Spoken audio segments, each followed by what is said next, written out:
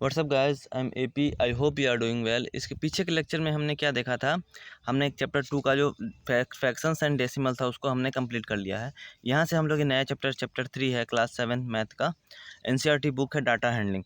Data handling के बारे में आपने क्लास 6 में भी पढ़ा था, तो वहाँ पे कुछ आपने कम पढ़ा था। इसमें हम लोग कुछ उससे ज़्यादा पढ़ेंगे। इसमें हम लोग अर्थमेटिक मीन निकालना सीखेंगे। अर्थमेटिक मीन मतलब कि जो एवरेज बोलते हैं, जिसको हम लोग जनरल टर्म में मोड पढ़ेंगे, मीडियम पढ़ेंगे, और फिर चांसेस एंड प्रोबेबिलिटी पढ़ेंगे। और फिर जो क्लास 6 में हमने जो पढ़ा था उसको एक बार हम लोग रिकॉल भी करेंगे। ठीक है, चलिए शुरू करते हैं बिना किसी देरी के। डाटा हैंडलिंग का इंट्रोडक्शंस देखते हैं। पहले क्या होता है कि हम लोग डाटा को कलेक्ट क्यों करते हैं, डाटा को कलेक्ट करने का क्या फ़ायदा है। डाटा को कलेक्ट करने से जैसे कि कोई चीज़ होती है उसको हम लोग आसानी से उससे निकाल सकते हैं, ज़्यादा मतलब कि माथापेची करना नहीं पड़ता है। तो चलिए शुरू करते हैं। देखिए, सबसे पहला ये लिखा है कि इन योर प्रीवियस क्लास, मतलब क्लास 6 में you have deal with various type of data, मतलब कि बहुत सारे डाटा के बारे में आपने डील किया होगा। ठीक है, you have learn to collect data, आपने डाटा कलेक्ट करना सीखा होगा। उसको कैसे? टेबुलेटेड फॉर्म में, या फिर put in the form of A bar graph, या फिर बार ग्राफ, जैसे कि चॉकलेट बार जैसे बताया था। मान लो कि ये हो गया हॉरिजॉन्टल लाइन, वर्टिकल, ये हॉरिजॉन्टल लाइन, ये वर्टिकल लाइन, ये बार टाइप का हो गया, चॉकलेट टाइप का हो गया ना।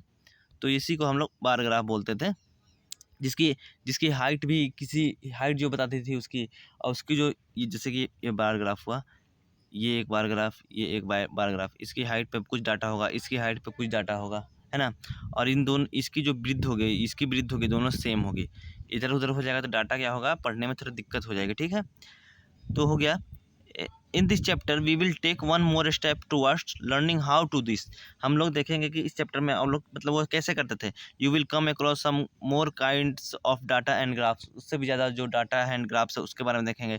You have seen several kinds of data through newspaper के थ्रू जो है सारा डाटा देखते हैं, जैसे किसी किसी जगह का टेम्परेचर, मैक्सिमम मिनिमम, मैगजीन में देखते हैं, टेलीविजन में देखते हैं, अदर सोर्सेज में। टेलीविजन में आप देखते होंगे, जब आप मैच देखते होंगे तो उसमें देखता होगा कि आपको इस खिलाड़ी ने इतने मैचों में इतना रन मारा, इस खिलाड़ी ने इतना मैचों में इतना रन मारा, सचिन तेंदुलकर सबसे ज़्यादा रन मारा, विराट कोहली ने इतना रन मारा, ये सब आपने देखा होगा। ठीक है, तो वही सब चीज़ जो डाटा को हम लोग इकट्ठा करते हैं टेलीविजन में, वही सब चीज़ यहाँ पे बता रहा है। ठीक है, you also know that all data gives us some sort of information, मतलब कि कुछ ना कुछ डाटा हमें किस प्रकार का इन्फॉर्मेशन देता है। Let us look at some common forms of data that you come across. चलिए हम कुछ उससे आप लोगों को परिचित कराते हैं वो डाटा के बारे में। देखिए, यहाँ पर टेम्परेचर ऑफ सिटीज़ है एज ऑन 26/20/6 में। ठीक है, यहाँ सिटीज़ के नाम दिया हुआ है अहमदाबाद, अमृतसर, बेंगलोर, चेन्नई, दिल्ली, जयपुर, जम्मू और मुंबई। यहाँ के अहमदाबाद की ये मैक्सिमम टेम्परेचर, अमृतसर के मैक्सिमम टेम्परेचर है ये, बेंगलोर का मैक्सिमम टेम्परेचर, चेन्नई का 36, अब मिनिमम टेम्परेचर यहाँ पे दिया हुआ है। ठीक है, ये टेम्परेचर का हो गया। यहाँ पे देखिए फुटबॉल मैच का दिया हुआ है, Ukraine beat Saudi Arabia by 4-0। Ukraine ने सऊदी अरेबिया को, यूक्रेन की पॉइंट कितनी, 4 पॉइंट थी, सऊदी अरेबिया की 0 पॉइंट थी, मतलब कि 4 पॉइंट से वो जीता है।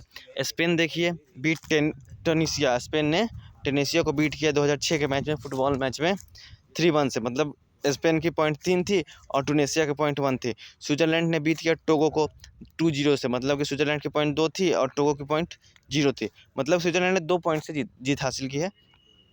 उसी प्रकार के देखिए पिक्टोग्राफ हो गया। पिक्टोग्राफ मैंने बताया था एक तरह का क्या होता है, फोटो होती है। फोटो जैसे कि बच्चे की फोटो की तरह लग रही है। अब जैसे कि एक बच्चा एक फोटो एक बच्चे को रिप्रेजेंट करे, जैसे कि one pictograph represent one child. देखिए मंडे को कितने बच्चे एब्सेंट हुए थे, ये absentees in the class data showing weekly absentees in A class, मतलब ये जो डाटा शो कर रहा है वीकली एब्सेंटीज शो कर रहा है। जैसे कि यहाँ पे देखिए मंडे को 1 2 3 फोटो दिखाया गया है, मतलब 3 बंदे एब्सेंट थे। ट्यूसडे को 1 बंदा एब्सेंट था, वेडनेसडे को 1 भी बंदा एब्सेंट नहीं था, थर्सडे को 1 2 3 4 5 बंदे एब्सेंट थे, फ्राइडे को 2 बंदे, और सैटरडे को 1 2 3 4 4 बंदे एब्सेंट थे। ठीक है, कुछ ना कुछ तो आपको समझने को मिला होगा यहाँ पे। देखिए सब क्लास 6 में भी आपने पढ़ लिया था, लेकिन यहाँ पे देखिए what do this collection of data tell you. यहाँ पे जो कलेक्शन ऑफ डाटा हुआ था आपके बारे में क्या बताया था, यहाँ पे टेम्परेचर के बारे में जाने कि हाँ अहमदाबाद में 20 तारीख 6 महीना 2006 को मैक्सिमम टेम्परेचर 38 डिग्री सेल्सियस थी और मिनिमम 29 डिग्री सेल्सियस थी। उसी प्रकार जयपुर में मैक्सिमम टेम्परेचर 39 डिग्री सेल्सियस थी और मिनिमम 29 डिग्री सेल्सियस थी। ठीक है, फुटबॉल के मैच में किसको कितने से बीट किया ये सब यहाँ पे दिया गया था। ये एब्सेंटीज डाटा हमने बताया था, ये सब डाटा से हमें यही मिला था। ठीक है, for example you can say the highest maximum temperature was in Jammu on इतना। टेबल 1 से आप लोग, टेबल 3.1 से आप लोग जम्मू का मैक्सिमम और मिनिमम टेम्परेचर आप बता सकते हैं। ठीक है, और we can say that on Wednesday no child was absent table. देखियो यहाँ पे इसमें वेडनेसडे को एक भी चाइल्ड एब्सेंट है कि नहीं, नहीं है ना, तो इसी टेबल से हम लोग पता लगा लिए, ठीक है। Can we organise and present this data in a different way so that their analysis and interpretation become better, we shall address such question in this chapter. मतलब कि ये तो आपने क्लास 6 में पढ़ लिया था जैसे डाटा को करना, लेकिन इसको और अच्छे तरीके से हमें इसको रिप्रेजेंट करने का एक आइडिया जो सीखेंगे हम लोग इस क्लास में सीखेंगे। किस क्लास में सीखेंगे? क्लास 7th में सीखेंगे, ठीक है। देखिए यहाँ पे आया है, अब इंट्रोडक्शन चैप्टर हमारा जो क्लास 7 का था वो ख़त्म हो गया डाटा हैंडलिंग का। यहाँ पे अब शुरू होती है यहाँ क्लास 6 से कलेक्टिंग डाटा। सबसे पहले आपको बार ग्राफ या फिर पिक्टोग्राफ या फिर डाटा आपको बनाना है, मतलब कि कुछ बनाना है आपको, तो उसके लिए क्या चाहिए कि हमें क्या बनाना है, उसका क्या क्या सामान चाहिए। मान लीजिए घर बनाना है, तो घर बनाने के लिए आपको क्या करना पड़ेगा? कलेक्ट करना पड़ेगा। क्या कलेक्ट करना पड़ेगा?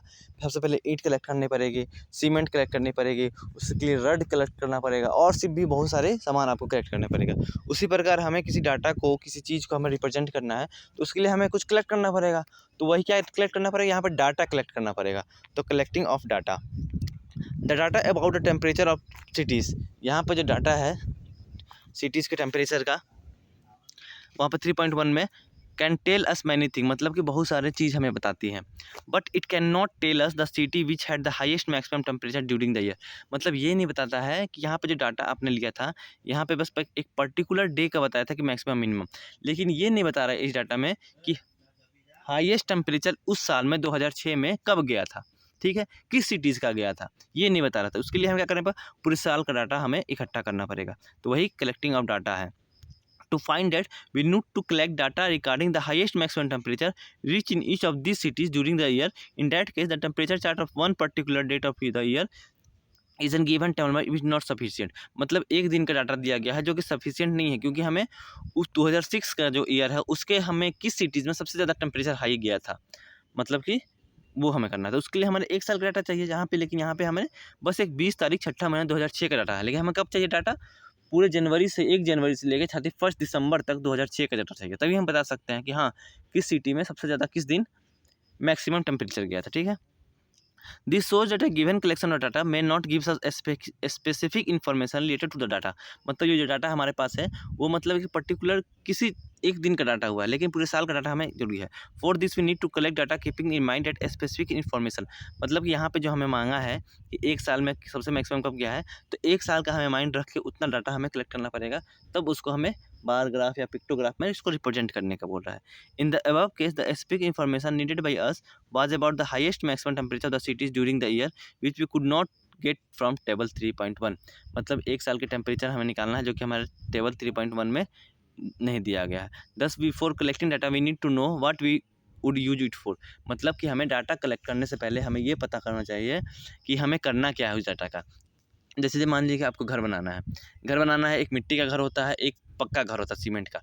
अगर आपको पता ही नहीं कि हमें पक्का घर बनाना है या मिट्टी का घर बनाना है, तो आप पहले ईंट लें या फिर मिट्टी का जुगाड़ करें, ये तो पता नहीं कर पाएंगे ना। तो उसी प्रकार अगर हमें पता नहीं कि उस डाटा का हमें किस प्रकार से यूज करना है, तो किस चीज़ को हमें कलेक्ट करना है ये हमें पता नहीं चल पाएगा, ठीक है। तो उसी प्रकार हम लोग को क्या कहिए, हमें जैसे कि पता है कि हमारा घर बनेगा वो ईंट का बनेगा, तो हमें ईंट इकट्ठा करना पड़ेगा, सीमेंट इकट्ठा करना पड़ेगा, छड़ इकट्ठा करना पड़ेगा। लेकिन अगर हमें पता हो कि मिट्टी का बनाना है घर, कच्चा घर बनाना है, तो उसके लिए हमें मिट्टी जुगाड़ करना पड़ेगा, मिट्टी पे लेप चढ़ाने के लिए कुछ जो करना पड़ेगा, ऐसे ही हमें करना पड़ेगा, ठीक है। तो हमें पता होना चाहिए कि डाटा का हमें किस रेफरेंस में यूज़ करना है, तो उसी प्रकार हम लोग डाटा को इकट्ठा करेंगे, ठीक है। Given below are a few situation you want to study performance of your class in mathematics. देखिए आपको पता करना है कि आपके क्लास में जो बच्चे हैं उनका मैथमेटिक्स में क्या परफॉर्मेंस है। तो आप इंग्लिश का डाटा थोड़ी कलेक्ट कीजिएगा, मैथमेटिक्स के जितने मार्क्स ऑब्टेन किए हैं बंदे उस साल में वो सब डाटा कलेक्ट कीजिए। Performance of India in football और इन क्रिकेट टीम, आपको परफॉर्मेंस इंडिया और क्रिकेट टीम का इकट्ठा करना है। तो आप टेनिस का तो इकट्ठा नहीं कीजिएगा, फुटबॉल और क्रिकेट का कीजिएगा, ठीक है। उसी प्रकार जो चीज़ हमें ज़रूरत है उसी चीज़ का डाटा इकट्ठा करेंगे तो वो सही रहेगा, ठीक है। अब देखिए डाटा इकट्ठा हो गया, कलेक्टिंग डाटा हो गया, लेकिन क्या करना है? Organising of data. जैसे आपको घर बनाना है आपको, तो मान लीजिए ईंट है, तो सबसे पहले क्या करेंगे आप लोग ज़मीन खोदेंगे, नींव बनाएंगे, नींव बनाने के बाद उसमें ईंट सरियाएंगे, ईंट के बाद सीमेंट से उसको क्या करेंगे, जोड़ेंगे, ठीक है, सीमेंट से जोड़ेंगे। उसके बाद क्या करेंगे, उसको प्लास्टर करेंगे, ठीक है। एक प्रकार का ऑर्गेनाइज कर रहे हैं। क्या करेंगे आप, पहले सीमेंट डाल देंगे, फिर मिट्टी डालेंगे, इस तो नहीं कर सकते ना। तो उसी प्रकार ऑर्गेनाइज करना होगा डाटा को, मतलब कि ईंट को पहले डालेंगे, फिर ईंट से उसको जोड़ने के लिए सीमेंट का यूज करेंगे, फिर सीमेंट पूरा घर बन जाएगा तो उसका प्लास्टर करेंगे, प्लास्टर के बाद उसमें प्लम्बरिंग का काम करेंगे, फिर लाइट लगाएंगे, ये सब काम करेंगे, फिर वहाँ पर रहेंगे, ठीक है। उसी प्रकार organising of data is very important, मतलब डाटा आपने तो कलेक्ट कर लिया, लेकिन कैसे ऑर्गेनाइज कीजिएगा, असेंडिंग ऑर्डर में कीजिएगा, डिसेंडिंग ऑर्डर में कीजिएगा, मतलब आपको क्या चाहिए उस चीज़ को देखते हुए हम लोग ऑर्गेनाइजेशन ऑफ डाटा पढ़ेंगे, मतलब ऑर्गेनाइज करना। When we collect data we have to record and organise. हमने डाटा कलेक्ट कर लिया, जैसे ईंट, बालू, गिट्टी, सीमेंट, सब चीज़ कलेक्ट कर लिया, ठीक है। लेकिन उसको घर बनाने के लिए किसी सिस्टम पे हम लोग निर्भर करते हैं कि मतलब पहले ईंट जोड़ेंगे, उसी प्रकार यहाँ पे हमें डाटा को ऑर्गेनाइज करना पड़ेगा। Why do we need to do that, consider the following example. यहाँ पे एग्जाम्पल हम लेते हैं। मिसेस नीलम जो है वो आपकी क्लास टीचर है, wanted to find how children had perform in English, मतलब इंग्लिश में बंदे कैसे परफॉर्म कर रहे हैं। तो सबसे पहले क्या डाटा इकट्ठा करेंगे, डाटा को हम लोग कलेक्ट करेंगे, क्या करेंगे, इंग्लिश के नंबर को हम लोग कलेक्ट करेंगे। She writes down the marks obtained by the student in the following way. उन्होंने क्या किया कि नंबर कलेक्ट कर लिया कि भाई हाँ, पहला मैच पे 2 बैठा है, तेरा 23 नंबर है, दूसरे पे 35 नंबर है, 48, 30, 25, 46, 13, 27, 32, 38, ठीक है। अब इसमें मुश्किल हो गया, डाटा तो हमने कलेक्ट कर लिया लेकिन ये ऑर्गेनाइज नहीं है, तो मुश्किल हो जाएगा कि हाँ किसका मैक्सिमम नंबर आया है। तो आपको एक बार देखना पड़ेगा, हाँ 48, यहाँ टाइम लग गया आपको देखने में, ठीक है। In this form the data was not easy to understand, मतलब इस फॉर्म में डाटा को अंडरस्टैंड करना मुश्किल है। She also did not know whether her impression of the student match their performance, मतलब कि जो उसने मेहनत किया है वो परफॉर्मेंस को मैच कर रहा है कि नहीं कर रहा है। तो क्या कि उसने नाम लिखा है, नाम के साथ उनके डाटा को लिखा है। रोल नंबर 1 2 3 4 5 6 10 स्टूडेंट थे, टेबल 3.4 है ये। अजय ने 23 नंबर लाए हैं 50 नंबर में, अरमान ने 35 नंबर लाए, आशीष ने 48, दीप्ति ने 30, फैजान ने 25, गोविंद में 46, जय ने 13 नंबर, कविता ने 27 नंबर, मनीषा ने 32 नंबर, नीरज में 38 नंबर, सबने 50 नंबर में लाए हैं।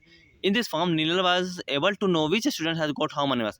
इस फॉर्म में तो उसने जान गया कि हाँ अजय ने 23 लाए थे, दीप्ति ने 30 लाए थे, कविता ने 27 नंबर लाए थे, ठीक है। लेकिन इसमें वो नहीं बता पा रही नहीं कि 23 किसके नंबर हैं, 30 किसके नंबर हैं, 27 किसके नंबर है। इस फॉर्म में उसने जान गया कि हाँ इस बंदों के नाम भी लिखे हैं तो पता चल गया। In this form Neelam was able to know which student how, but she wanted more. Deepika suggested another way to organise this table. Deepika क्या करती है, वो मैडम को अपने सजेस्ट करती है कि मैडम आप एक काम कीजिए कि ऐसे सजा लीजिए, जिसका नंबर जैसे रोल नंबर 3 है आशीष का, देखिए रोल नंबर 3 है आशीष का, उसने 48 नंबर लाया, इसको डिसेंडिंग ऑर्डर में उसने क्या सजा दिया है। 48 के बाद 46, 38, 35, 32, 30, 27, 25, 23, 13। Now Neelam was able to see who had done the best and who needed help. जहाँ पे उसने देख लिया पहले नज़र में, हाँ 48 है out of 50, 48 marks get by Ashish, ठीक है।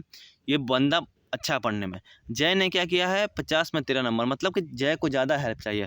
ये तुरंत पता चल गया कि हाँ ऊपर से नीचे एक बार देख लिया तो उसने। Many counts data we come across put in tabular form, मतलब टेबुलर फॉर्म मतलब कि टेबल में उसमें भरा जाता, ठीक है। और स्कूल रोल्स, अपना जो स्कूल का रोल नंबर होता है, प्रोग्रेस रिपोर्ट जो होता है आपका, कितना नंबर कितने मार्क्स में लाए हैं, इंडेक्सेस इन द नोटबुक्स, ठीक है, temperature record and many others all in the tabular form. Can you think a few more data that you come across in the tabular form. जैसे आप लोग cricket match खेलते हैं, match आप देखते होंगे, IPL अभी खत्म हुआ है, उसमें आप लोग देखे होंगे कि हाँ इसने इतना रन मारा, इतना, उसको भी टेबुलेटेड फॉर्म में रहता है, ठीक है। When we put data in a proper table, it becomes easy to understand and interpret। जब हम उसको प्रॉपर टेबल में उसको पुट करते हैं तो उसको हमें जानना बहुत आसान हो जाता है। टेबल को पढ़ना, टेबल किस लिए बनाया जाता है भाई, टेबल इसलिए बनाया जाता है कि हाँ वो हमें अच्छे से एक नज़र में हमें पता चला कि हाँ आशीष का 48 नंबर से, ठीक है। हाँ सबसे कम नंबर किसका है, जय के, हमने डायरेक्ट नीचे देखा। सबसे बीच का नंबर किसका लग रहा है मेरे को, 32, 30, ये दोनों बीच के नंबर हैं, दीप्ति के, मनीषा का, ठीक है, वही हो गया। अब देखिए यहाँ पे कुछ दिया गया है, आपको कुछ करना है। वेट इन केजी दिया गया, at least 20 children, girls and boys दोनों को मिला के, of your class. Organise the data and answer the following question using the table. आपको डाटा ऑर्गेनाइज करना, मान लीजिए कि आपने शुरू से बैठे हैं, आपके क्लास में 20 लड़के हैं, उसमें 12 लड़के हैं, सॉरी 8, 9 और 11, 9 लड़के हैं, 11 लड़कियां हैं मान लीजिए, ठीक है। 9 लड़के हैं, 11 लड़कियां हैं।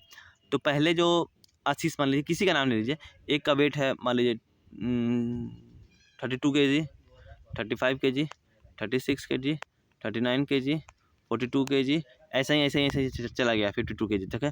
Who is the heaviest of all, सबसे भारी कौन है, सबसे भारी कौन है, सबसे लास्ट में हमने जो लिखा है उसको असेंडिंग ऑर्डर में जो हमने बढ़ते चला है, तो 52 kg वाला हाईएस्ट है। Who is the most common weight, most common weight क्या होगा, मान लीजिए किसी का, मान लीजिए कि एक का 32 था, एक का 33 था, एक का 34 था, एक का भी 34, दूसरे का भी तीसरे का भी 34, 35, 35, 36, 36, ऐसे नंबर आ रहे हैं, लास्ट तक 52 गया है। तो मोस्ट कॉमन वेट क्या है इसमें, सबसे ज़्यादा नंबर किसका आया वेट में, 34 का। तो मोस्ट कॉमन वेट मान लीजिए 34, वो अपने क्लास पे आपको इंटरप्रेट करना है, अपने क्लास का 20 लड़कों का आप वेट कीजिएगा, वो देखिएगा, ठीक है। चलिए उसके बाद है what is the difference between your weight and the date of your best friend. आपका वेट मान लीजिए कि 35 kg है और आपके बेस्ट फ्रेंड का वेट, किसी का नाम मान लो अतुल ही नाम है उसका, आपका बेस्ट फ्रेंड का, वो 30 kg है। तो इनके बीच का वेट डिफरेंस कितना है, 30 में से 35 में से 30 गया, तो 5 kg का डिफरेंस बिटवीन है उनके, आपके और आपके दोस्त अतुल में, ठीक है। चलिए अब देखिए हमने क्या किया, डाटा कलेक्ट कर लिया, डाटा को ऑर्गेनाइज भी करना सीख गए कि हाँ असेंडिंग ऑर्डर या फिर डिसेंडिंग ऑर्डर में हम उसको ऑर्गेनाइज करेंगे, ठीक है, जिस पे आपको सहूलियत लगे। अब देखिए रिप्रेजेंटेटिव वैल्यूज़ क्या है, हमने दो चीज़ पढ़ा, कलेक्टिंग डाटा आप देखेंगे और ऑर्गेनाइजिंग ऑफ डाटा और रिप्रेजेंटेटिव वैल्यूज़। देखिए you might be aware of the term average, आपने बहुत सुना होगा कि एवरेज, इसका एवरेज है, मतलब पढ़ने में तेज़ नहीं है, एवरेज बंदा है, एवरेज है, एवरेज है, एवरेज है, एवरेज है, एवरेज है, उसने कितना मारा, इसका एवरेज ओवर, इस ओवर में कितने रन गए हैं, एवरेज रन कितना है, एवरेज रन कितना रिक्वायर्ड चाहिए, अच्छा ये सब, ठीक है। आपने बहुत एवरेज वर्ड सुना है, and would have compress a cross statement involving the term average in your day to day life. देखिए डे टू डे लाइफ में आपने एवरेज वर्ड बहुत सुना होगा, ठीक है। यहाँ हम लोग एवरेज का एकदम ऑथेंटिक वर्ड जो है वो क्या मतलब होता है मैथ के टर्म्स में, वो हम लोग देखेंगे, ठीक है। चलिए देखिए Isha spend on an average of about 5 hours daily for her study. Isha क्या करती है कि लगभग 5 घंटे डेली वो पढ़ती है, एवरेज टाइम वो देती है, यहाँ भी एवरेज टाइम का यूज हुआ है, ठीक है। अभी बस समझिए आप, the average temperature of the city of the year is about 40 degree Celsius, मतलब कि इस साल का एवरेज टेम्परेचर है, आप जिस सिटी में रहते हैं उसका 40 डिग्री सेल्सियस है। कोई बंदा अगर उधर हो ईस्टर्न साइड में, नॉर्थ ईस्टर्न साइड में, तो उसका टेम्परेचर कम होगा, अपना जो नॉर्थ साइड में उसका भी, जम्मू उम्मू साइड में टेम्परेचर थोड़ा कम ही रहता है। The average age of people in your class is 12 years, मतलब कि आपके क्लास में जो भी बच्चे हैं, स्टूडेंट्स हैं, उनका एवरेज है 12 ईयर्स है। The average attendance of the student in A school during its final examination was 98%, मतलब कि फाइनल एग्जामिनेशन के समय में स्कूल का जो एवरेज अटेंडेंस है वो 98% है, मतलब 100 दिन क्लास चली है तो 98 नहीं 100 बंदे क्लास में, तो 98 बंदे हर एक दिन मतलब कि आते ही आते हैं, ठीक है। Many more of such statement could be there, think about the statement given above.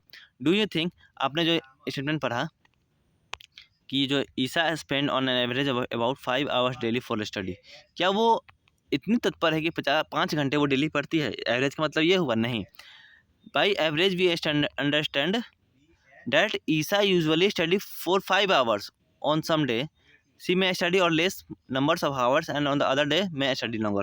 मान लीजिए एक सप्ताह का उसने एवरेज निकाला, 5 दिन वो डेली पढ़ती है, मंडे से उसने पढ़ाई शुरू की, मंडे को उसने 5 दिन पढ़ा, ट्यूसडे को 6 घंटे पढ़ लिया, वेडनेसडे को 4 ही घंटे पढ़ा, थर्सडे को उसने मान लीजिए 5 घंटे फिर पढ़ लिया, फ्राइडे को 6 घंटे पढ़ा, सैटरडे को फिर उसने 4 घंटे पढ़ा। तो एवरेज वो क्या हुआ, एवरेज मतलब इसका सब निकालिएगा, एवरेज मतलब कि आप बोल सकते हैं कि हाँ उसने 4 घंटे उसने पढ़ाई की है, वो नहीं, इसका मतलब ये नहीं हुआ कि एवरेज का मतलब उसने डेली 5 घंटे ही पढ़ाई की है, किसी दिन ज़्यादा की है, किसी दिन कम की है, कहने का मतलब एवरेज का मतलब वो होगा, ठीक है।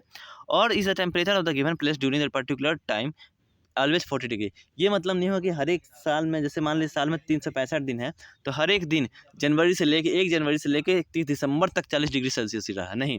ठंडी के दिन में कुछ कम हुआ टेम्परेचर, गर्मी में बहुत ज़्यादा बढ़ गया, मान ठंडी के दिन में 20 डिग्री सेल्सियस था, गर्मी के दिन में 52, उसके कम होते होते होते ऐसे ठंडी के दिन में 20, गर्मी के दिन में 52 है, तो इसलिए कमते कमते एवरेज जो निकला वो 40 डिग्री सेल्सियस निकला है, ठीक है।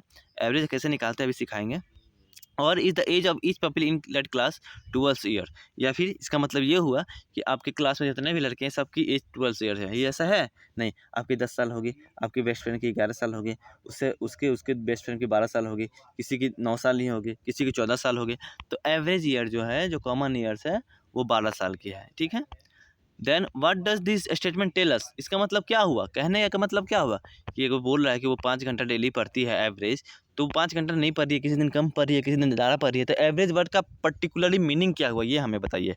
यहाँ हम बहुत बर्दाश्त कर चुके हैं, चलिए यहाँ पे अब इसका रहस्य जो है वो खुलता है। By average we understand that Isha usually study for 5 years on the same day, she may study for less number of hours and the other day she may study longer। वही बात है, एवरेज का मतलब वही होगा कि जनरली वो 5 घंटे डेली पढ़ती है, लेकिन किसी दिन वो 4 घंटे भी पढ़ सकती है और किसी दिन वो 6 घंटे भी पढ़ सकती है, किसी दिन वो 4.5 घंटे भी पढ़ सकती है और किसी दिन वो 5.5 घंटे भी पढ़ सकती है। लेकिन एवरेज उसका जब निकाला गया वो मतलब कि 5 घंटे डेली का उसका पढ़ने का था। किसी दिन वो कम पढ़ती थी, किसी दिन ज़्यादा पढ़ती थी। एवरेज का मतलब यही हुआ, ठीक है। उसी प्रकार टेम्परेचर का भी है, उसी प्रकार वो आपका एज का भी है, क्लास आपकी क्लास में। अब देखिए एवरेज जो है वो as good as arithmetic mean ही होता है। एवरेज जो होगा वो अर्थमेटिक मीन ही होगा। अब देखिए thus we realise that average a number, average क्या एक नंबर है that represent or show the central tendency of a group of observation of data. मान लीजिए कि ईसा का एग्जांपल लेते हैं। मंडे को उसने 5 घंटे पढ़ा, ट्यूसडे को उसने 4.5 घंटे पढ़ा, वेडनेसडे को 5.5 घंटे पढ़ा। अब इसका एवरेज कितना होगा, तो बीच में क्या आएगा, सेंट्रल टेंडेंसी 4.5। इसको हम लोग असेंडिंग ऑर्डर में चलाते हैं। 4.5 आया, 5 आया, फिर 5.5 आया। सेंट्रल टेंडेंसी मतलब कि बीच बीच का देखेंगे एवरेज क्या है, ठीक है, वही बात है। अब इसी को हम लोग क्या बोलते हैं, अर्थमेटिक मीन बोलते हैं। Different form of data needed form of representative or central value to describe it. Once the this representative value is the arithmetic mean, उसको हम लोग एवरेज को क्या बोलेंगे, अर्थमेटिक मीन बोलेंगे। You will learn about the other representative value in the later part of the chapter. और भी representative value जैसे अर्थमेटिक मीन हो गया, मीन अर्थमेटिक मीन को जनरली हम लोग मीन ही बोलेंगे, जिसका हिंदी जो होता है माध्य होता है, ठीक है। मीन हो गया, मोड हो गया, मीडियन हो गया, ठीक है, ये सब हम लोग पढ़ेंगे इस लेक्चर में। The most common representative value of a group of data is the arithmetic mean और द मीन। अर्थमेटिक मीन को अर्थमेटिक हटा के आप मीन भी बोल सकते हैं, ठीक है। To understand this in a better way let us look at the following example. इसको हम लोग अर्थमेटिक मीन को अच्छे समझने के लिए कुछ एग्जाम्पल का हम लोग यूज करते हैं यहाँ पे। 2 vessel content 20 litres and 60 litres of milk respectively. एक बर्तन है जिसमें 20 लीटर और एक दूसरे में 40 लीटर दूध रखा हुआ है। What is the amount that each vehicle would have if both share the milk equally. अब देखिए अमाउंट ऑफ मिल्क पूछ रहा है कि अगर दोनों वेसल्स के, दोनों बर्तन के अगर उनकी कैपेसिटी जो इक्वल है। When we ask the question we are seeking the arithmetic mean। अगर ऐसा हम क्वेश्चन पूछते हैं तो इसका मतलब हम आपसे पूछना चाहते हैं कि इसका अर्थमेटिक मीन निकालना है। तो अर्थमेटिक मीन कैसे निकलेगा, in the above case the average, और द एवरेज को ही अर्थमेटिक मीन बोलेंगे, would be total quantity of milk. Total quantity कितना होगा, 20 + 60। तो 20 + 60 equal to 80। Number of vehicle by 2, तो 80/2 इक्वल टू वेसल्स, व्हीकल नहीं है, 80/2 इक्वल टू 40 लीटर्स। दस इस vehicle vessels would have 40 litres of milk. मतलब कि हर एक बर्तन 40 लीटर दूध अपने में समा सकता है, अपने में रख सकता है, ठीक है। दस एवरेज और अर्थमेटिक मीन, द एवरेज और अर्थमेटिक मीन और simply mean is defined as mean equal to sum of all observation, जितने भी ऑब्जर्वेशन थे, और mean equal to number of observations. मतलब कि यहाँ पे देखिए मान लीजिए इसका बोलता है कि एवरेज नंबर निकालने के लिए तो कितने बंदे थे, कितने ऑब्जर्वेशन हमने डाटा कितना कलेक्ट किया है, 10 डाटा कलेक्ट किया है। 1 2 3 4 5 6 7 8 9 10 डाटा थे। इन सबको जोड़ते हैं हम लोग, 48 + 46 + 38 + 35 + 32 + 30 +++ ऐसे जाके लास्ट में 13। भाई कितने डाटा कलेक्ट किए भाई, 10 से इनको जोड़ के डिवाइड देते थे, तो ये एवरेज निकल जाता, या फिर अर्थमेटिक मीन निकलता, या फिर मीन निकलता। समझ गए बात को आप लोग। चलिए ऐसे ही मीन इक्वल टू या फिर अर्थमेटिक मीन इक्वल टू या फिर average equal to sum of all observations, जो आपने डाटा कलेक्ट किया है, और नंबर ऑफ डाटा कलेक्टेड, मतलब कितना आपने डाटा कलेक्ट किया है, ठीक है। अब देखिए कंसीडर दिस एग्जाम्पल, आपको ये एग्जाम्पल है एग्जाम्पल 1, इसको आप ध्यान से सुनिए। Ashish study 4 hours 5 hours and 3 hours respectively on 3 consecutive day. यहाँ पे कितने डाटा कलेक्ट किए गए हैं, 1 डाटा 2 डाटा 3 डाटा, ठीक है। How many hours does he study daily on average, average पूछ रहा था। एवरेज निकालने का फॉर्मूला क्या है, number of sum of all observation. तो ऑब्जर्वेशन 4 + 5 + 3, और नंबर ऑफ ऑब्जर्वेशन कितना डाटा हमने कलेक्ट किया, 3 डाटा, 1 2 3 बाई 3 कर देंगे। 4 5 9 3 12, 12/3 इक्वल टू 4 आवर्स वो ऑन एन एवरेज पढ़ाई करता है, कौन, आशीष। चलिए यहाँ पे देखिए 4 आवर्स हो गया। A batsman score the following number of runs in 6 inning. यहाँ पे देखिए 6 इनिंग्स बोला है, मतलब कि 6 मैचों का जो एक बैट्समैन, मान लीजिए विराट कोहली ने है, एक मैच में 36 रन मारा, दूसरे में 35 रन, तीसरे में 50 रन, चौथे में 46 रन, पाँचवें में 60 रन और छठे में 55 रन मारा। कितना डाटा हमने कलेक्ट किया, 6 डाटा कलेक्ट किया है। तो 6 डाटा का हम लोग एडिशन करेंगे, जोड़ करेंगे, तो टोटल सम कितना हो गया, 282 और कितने डाटा हमने कलेक्ट किया है 6 से हमने डिवाइड दे दिया, तो 47 उसका ऑन एन एवरेज रन मारा उसने, मतलब कि किसी में ज़्यादा मारा है किसी में कम मारा है, लेकिन उसका एवरेज जो है 47 है। ठीक है, अब देखिए the mean run score is in year 47 है, 47 हो गया। Where does the arithmetic mean lie, यहाँ पर पूछ रहा है कि जो अर्थमेटिक मीन जो 47 एवरेज आया है वो कहाँ लाई कर रहा है। तो देखिए इसको हम लोग क्या करेंगे, पहले हम असेंडिंग ऑर्डर में सरिया लेते हैं। असेंडिंग ऑर्डर में सरियाएंगे तो 35 है सबसे छोटा, फिर 36 है, फिर बताइए क्या है 46 है, 46 है, फिर 50 है, फिर 55 है, और फिर क्या है 60 है। देखिए 1 2 3 4 5 6 है।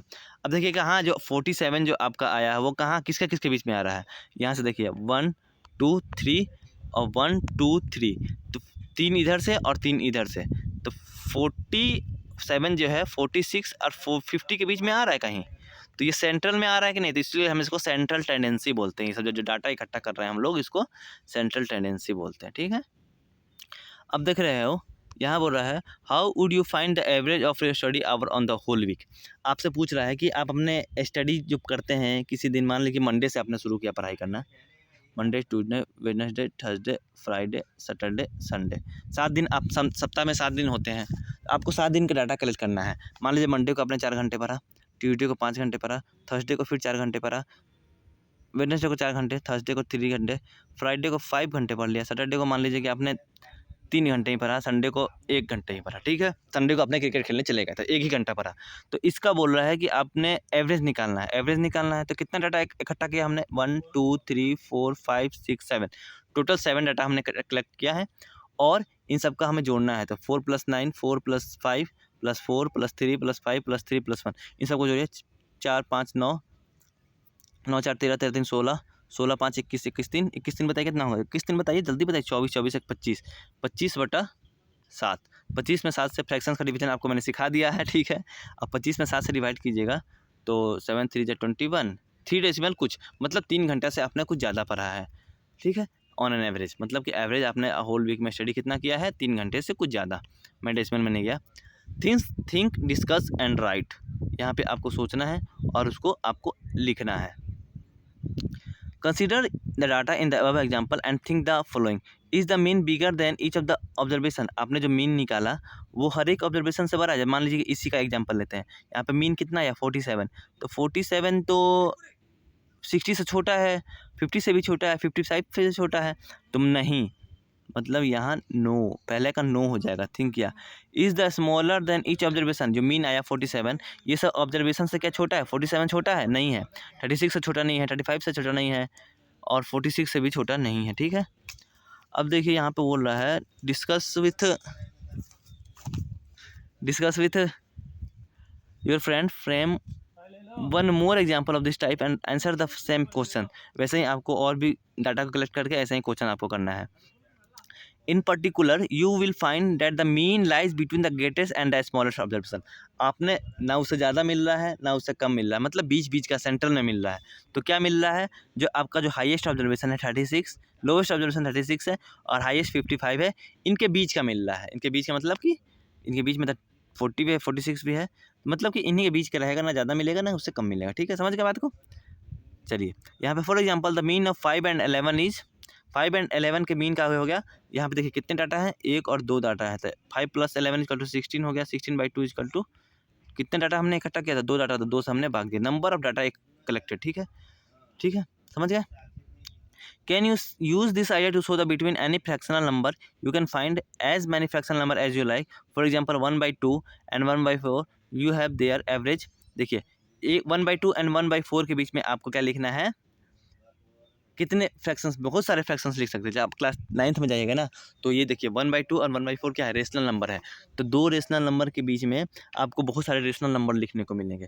तो एक तो तरीका ये होता है कि इन दोनों को जोड़ के 2 से भाग दे दें, फिर जो आएगा इनके इनके जैसे मान लीजिए 1/2 है 1/4 है, इसकी बीच की वैल्यू निकालनी है, तो क्या करेंगे 1/2 + 1/4 को जोड़ के 2 से भाग दे देंगे। ठीक है, तो 3/8 आ गया, 3/8 आ गया, इसके बीच का आ गया। अब देखिए इसके और इसके बीच में तो 3/8 आ गया। इसके बीच में भी हम निकाल सकते हैं, तो इन दोनों को जोड़ के फिर 2 से भाग दे देंगे।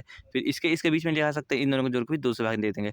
ऐसे हम लोग रेशनल नंबर के बीच में बहुत सारे रेशनल नंबर निकाल सकते हैं। रेशनल नंबर अब याद मत कीजिए, आपको क्लास 9th में वो पढ़ने को मिलेगा। बस मैंने आपको यहाँ पे फ्रैक्शंस यूज ही करना है, ठीक है। मतलब कि 2 फ्रैक्शंस के बीच में बहुत सारे फ्रैक्शंस हम लोग निकाल सकते हैं, ठीक है। You have their average 7/16 as soon as on. यहाँ देखिए इसका 1/2 एंड 1/4 का एवरेज 3/8 हो गया। 1/2 और देखिए 1/2 ये हुआ और 3/8 इसका एवरेज 7/16 हो गया। ऐसे ही आगे आप बढ़ते चलिएगा, ठीक है। Find the mean of your sleeping hours during 1 week. 1 week में आपका स्लीपिंग आवर्स निकालना है, ठीक है। मान लीजिए कि मंडे में आपने 6 घंटे सोया, ट्यूसडे में 5 घंटे सोया, थर्सडे में भी, वेडनेसडे में आपने 6 घंटे सोया, ठीक है। और थर्सडे में आपने 5 घंटे सोया, फ्राइडे में आपने 5 घंटे सोया, सैटरडे में आपने 7 घंटे सोया, संडे में आपने 6 घंटे सोया। देखिए कितना हमने डाटा इकट्ठा किया, 1 डाटा, 2 डाटा, 3 डाटा, 4, 5, 6, 7, टोटल 7 हमने, टोटल 7 से डिवाइड करेंगे, 6, 5 ऐसा, और ये सबको घंटे को जोड़ेंगे हम लोग। एवरेज निकालना है, क्यों? क्योंकि मीन निकालना, mean equal to average equal to arithmetic mean, सब चीज़ बराबर ही है, एक ही टर्मिनोलॉजी है। 6, 5, 11, 11, 6, बताइए 11 से 17, 17, 5, 22, 22, 5, 22, 5, 27, 27 और 7, बताइए 27, 7 बताओ यार, 27, 7 कितना हुआ? 34 और 6 40, तो 40/7, ठीक है। 40/7 का मतलब क्या होगा कि 7 5 35, 5 डेसिमल कुछ, मतलब 5.5 घंटे के करीब में मैंने ऑन एन एवरेज सोया है डेली, 5.5 घंटे के ही करीब में सोया, ठीक है। अब बोल रहा है find at least 5 number between 1/2 and 1/3। 1/2 and 1/3 के बीच में 5 नंबर हमें निकालने हैं, ठीक है। तो कैसे निकालेंगे? एक तो इसको और इसको दोनों को जोड़ के 2 से भाग दे देंगे, तो 1/2 प्लस 1/3 इसका जोड़ा, तो ये इसका क्रॉस मल्टीप्लिकेशन हो जाएगा, 3 + 2/6, तो 5/6 हुआ। 1/2 और 1/3 के बीच में एक 5/6 आ गया। 1/2 1/3 के बीच में 5/6 आ गया। एक तो हमने निकाले, कम से कम हमें 5 निकालना है। इसके और इसके बीच में निकालते हैं हम, ठीक है। 1/2 + 5/6, इसको इसके और इसके बीच में भी निकालेंगे, तो इसका भी जोड़ के 2 से भाग दे देंगे। 6, इसका एलसीएम होगा 6 दूनी का 12, 12 तो 6, 2 में कितना से गुना करें कि 12 है 6 से, तो 6 में 6 से गुना 6 + 6 दूनी का 12, 10, ये हो गया 16/12। 16/12 इसको सिंपलेस्ट फॉर्म में करना है तो कर दीजिए, 8/6, 4/3, ये 4/3 हो गया, ठीक है। 1/2 और 5/6 के बीच में 4/3 भी आ गया, बटा बोल रहा हूँ, आप पाई हिंदी मीडियम से थोड़ा पढ़ा हूँ ना। अब देखिए यहाँ पे है 5/6 और 1/3 के बीच में लिख देंगे, 5/6 और 1/3, तो 5/6 + 1/3, इसका एलसीएम 6 होगा, 5 6 का 5 और 3 का, तो ये 5 हो गया, ये 2 हो गया, ये हो गया 7/6, ये 7/6। हमने कितना नंबर निकाल लिया 1/2 और 1/3 के बीच में? 1 2 3 नंबर निकाल दिया, 3 नंबर निकाल दिया ना। अब देखिए 1/2 और 4/3 के बीच में नंबर निकाल लेते हैं, 1/2 + 4/3, 2 3 का एलसीएम 6, 3 + 8, 11/6, इसके 1/2 और 4/3 के बीच में 11/6 हो गया, ठीक। अब हम क्या करेंगे, इसके 4/3 या 5/6 में भी निकाल सकते हैं वैसे ही, या फिर 7/6 1/3 के बीच में भी निकाल सकते हैं। 7/6 + 1/3 के बीच में निकालना है, तो एलसीएम 6 हुआ, 7 + 2, 9/6, 9/6 हो गया, 9/6 हो गया। 9/6 को हमें क्या करना है, 2 से डिवाइड देना पड़ेगा ना। 9/6 को 2 से डिवाइड देंगे, सॉरी मैं डिवाइड साइड नहीं दे रहा हूँ सब में, भाई तुम लोग डिवाइड देना। 9/6 / 2, अब देखिए आप लोग डिवाइड देना, यहाँ पे शायद मैंने इसमें डिवाइड नहीं दिया हूँ, लेकिन 9/6 में 2 से डिवाइड देना है, तभी जाके हमें उसके बीच के नंबर निकाल पाएंगे। तो 9/6 हो गया, डिवाइड का उल्टा क्या, मल्टीप्लाई होता है, इसका रेसिप्रोकल क्या होगा, 1/2 होगा, आपने पढ़ा था इसके पीछे के लेक्चर में। तो 9/12 हो गया इसका 12। तो इतने सारे 5 नंबर हमने निकाल लिए हैं, बीच के नंबर निकालने थे 1/2 और 1/3 के बीच में। तो मतलब कि एवरेज पे एवरेज, एवरेज पे एवरेज, एवरेज पे एवरेज हमें निकालना है, ठीक है। चलिए अब देखिए हमने क्या पढ़ा, अर्थमेटिक मीन पढ़ लिया। अब आप रेंज पढ़िएगा, बोलिएगा उसका रेंज तो बहुत दूर तक है यार, भाई का रेंज बहुत दूर तक है, उसका मतलब कि जो है रेंज क्या होता है, देखिए the difference between the highest and the lowest observation gives us an idea of the speed of the observation. मान लीजिए कि आप मंडे में 4 घंटे सोते हैं, और ट्यूसडे में 5 घंटे, वेडनेसडे में 7 घंटे, थर्सडे में 9 घंटे, फ्राइडे में 10 घंटे सोते हैं, सैटरडे में आप सोते हैं 8 घंटे, संडे में आप लोग 10 घंटे सोते हैं। तो इसमें बोल रहा है कि रेंज का डेफिनेशन क्या होता है, सबसे कम आप किस में सोते हैं, मंडे को सोते हैं, ठीक है। सबसे ज़्यादा कब सोते हैं, फ्राइडे को सोते हैं। तो रेंज का मतलब हुआ ये कि अगर हाईएस्ट में से 10 में से 4 घटा देंगे 6, तो उसका जो रेंज हुआ वही उसी को हम लोग रेंज बोलेंगे, उसके डिफरेंस को रेंज बोलेंगे। मैक्सिमम में से मिनिमम घटा, this can be found by subtracting the lowest observation, जो अपने लोएस्ट ऑब्जर्वेशन को निकाला है, और the highest observation, we call the result the range observation, उसको हम लोग रेंज बोलेंगे। द फॉलोइंग एग्जाम्पल, हम कुछ एग्जाम्पल देखते हैं। The ages in year of 10 teachers of school, आपके स्कूल के 10 टीचर्स का एज देखिए, 32, 41, 28, 54, 35, 26, 23, 38, 33, 38, 40। इसको हम लोग क्या करते हैं, एक बार असेंडिंग ऑर्डर में क्या करते हैं, इसको अरेंज कर लेते हैं, क्योंकि अरेंज करना भी एक आपके डाटा में है। कलेक्टिंग डाटा हो गया, उसके बाद अरेंजिंग पढ़े थे, उसके बाद क्या पढ़े थे, रिप्रेजेंटिंग पढ़े थे, उसके बाद आपने अर्थमेटिक पीक पढ़ा था, अर्थमेटिक मीन पढ़ा था, या फिर उसको एवरेज पढ़ा था, या इसको मीन पढ़े थे। अब हम लोग रेंज पढ़ रहे हैं, तो रेंज में हमने तो डाटा इकट्ठा है, यहाँ पे डाटा है। इसके बाद क्या करेंगे, इसको अरेंज करेंगे। अरेंज करेंगे तो इसको हम लोग असेंडिंग ऑर्डर में यहाँ पे सरिया हुआ है, देखें यहाँ पे सरिया हुआ है, 26, 23, 26, 28, 23, 26, 28, 32, 33, 35, 38, 40, 41, 41। We find that the age of the oldest teacher is 54। Oldest teacher की एज कितनी है, सबसे बड़ा टीचर कौन सा है, कितनी एज है उसकी, 54। एंड द यंगेस्ट टीचर सबसे छोटा 23 का है। तो रेंज कैसे निकलेगा, ओल्डर में से हम लोग यंगेस्ट को घटा देंगे, 54 में से 23 घटाए 31, इसका क्या हो गया, रेंज हो गया। मीन कैसे निकालेंगे, इन सबको हम लोग जोड़ेंगे, इन सबको जोड़ेंगे, 23 + 26 + 28, ये सबका जोड़ा था 350 आया। और कितने ऑब्जर्वेशन हमने कलेक्ट किया है, 1 2 3 4 5 6 7 8 9 10 10, 350 में 10 से हमने डिवाइड किया, तो ऑन एन एवरेज जो एज है आपके स्कूल के टीचर्स की वो 35 ईयर्स है, ठीक है। इसका मतलब ये नहीं कि सभी की एज 35 ईयर्स है, ऑन एन एवरेज है, ठीक है, जो कि 23 से बड़ा होगा और 54 से छोटा होगा, ठीक है। देखिए 35 कैसे आया, 35 ये है ना, 35 ये आया, 35 आया है। देखिए लगभग लगभग ये सेंट्रल में है कि नहीं, बीच में है कि नहीं, इसको हम असेंडिंग ऑर्डर में सरियाए हैं, तो 35 है कि नहीं बीच में, समझ गए आप। चलिए यहाँ पे जो आपका इंट्रोडक्शन चैप्टर था, इंट्रोडक्शन था लेक्चर डाटा हैंडलिंग का, यहाँ पे हमने कंप्लीट होता है। क्या क्या पढ़ा था, सबसे पहले हमें डाटा को कलेक्ट करना हो, डाटा कलेक्शन, ठीक है। उसके बाद ऑर्गेनाइजिंग ऑफ डाटा, मतलब डाटा को ऑर्गेनाइज करना असेंडिंग या डिसेंडिंग ऑर्डर में। उसके बाद रिप्रेजेंटिंग ऑफ डाटा, मतलब डाटा को रिप्रेजेंट करना। उसके बाद अर्थमेटिक मीन पढ़ा, जिसको हम लोग एवरेज भी बोलते हैं या फिर मीन भी बोलते हैं। कैसे निकालते हैं, जितना हमने ऑब्जर्वेशन को सबको जोड़ देना है और कितना हमने डाटा कलेक्ट किया है, नंबर ऑफ डाटा कलेक्शन वो लिख देंगे, डिवाइड कर देंगे, ठीक है। फिर हमने पढ़ा फ्रैक्शंस के बीच में 5 फ्रैक्शंस और लिखने के, 10 फ्रैक्शन, वैसे कैसे करते, 2 को जोड़ के 2 से भाग देते थे, ठीक है। अब यहाँ पे हमने लास्ट में क्या पढ़ा था, रेंज पढ़ा था। उसके बाद हम लोग क्या देखेंगे, एक्सरसाइज 3.1 को जो हमने पढ़ा है अभी तक थ्योरी पार्ट में, वो यहाँ पे हमें इम्प्लीमेंट करना है, एप्लीकेशन के दिमाग का यूज करते हुए 3.1 एक्सरसाइज को बनाना भी। चलिए यहाँ पे हमारा लेक्चर ख़त्म होता है। अगर देखिए वीडियो अच्छा लगा तो वीडियो को जरूर लाइक कीजिएगा, चैनल को सब्सक्राइब कीजिएगा और अपने दोस्तों को जरूर बताइएगा। Thank you so much, bye bye.